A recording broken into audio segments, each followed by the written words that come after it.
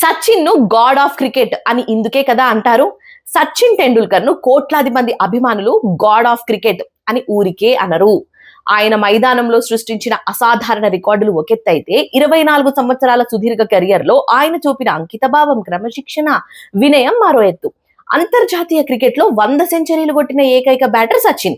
టెస్టులు, వన్డేలు కలిపి ఏకంగా 34,000కు పైగా పరుగులు చేసి రికార్డుల రారాజుగా ఆయన నిలిచాడు. ఆస్ట్రేలియా, ఇంగ్లాండ్, సౌత్ ఆఫ్రికా లాంటి కఠినమైన పిచ్లపై వసీం అక్రమ్, అలాగే షేన్ వార్న్, మెక్గ్రాత్ లాంటి దిగ్గజ బౌలర్లను ఎదుర్కొని నిలకడగా పరుగులు పిండుకున్నాడు.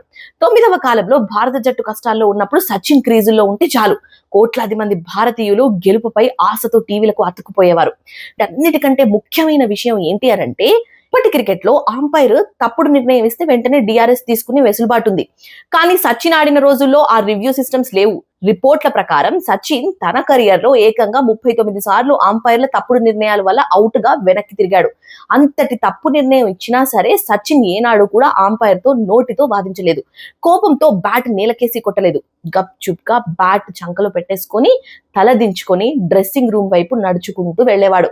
రికార్డులు ఎవరైనా కొట్టొచ్చు, కానీ ఆట పట్ల, ప్రత్యర్థుల పట్ల సచిన్ చూపించిన ఈ నిజమైన స్పోర్ట్స్ మ్యాన్షిప్ మరియు వినయం సంపాదించటం అందరి వల్ల కాదు కదా. అందుకే ఆయన కేవలం ఒక ఆటగాడు మాత్రమే కాదు, భారతదేశానికి ఒక గొప్ప భావోద్వేగం కూడా. సో చూసారు కదా, ఇలాంటి ఇంట్రెస్టింగ్ కాంటెంట్ కోసం మన గోల్డ్ టీవీ మీడియా ఛానల్ ని ఇప్పుడే సబ్స్క్రైబ్ చేసుకోండి.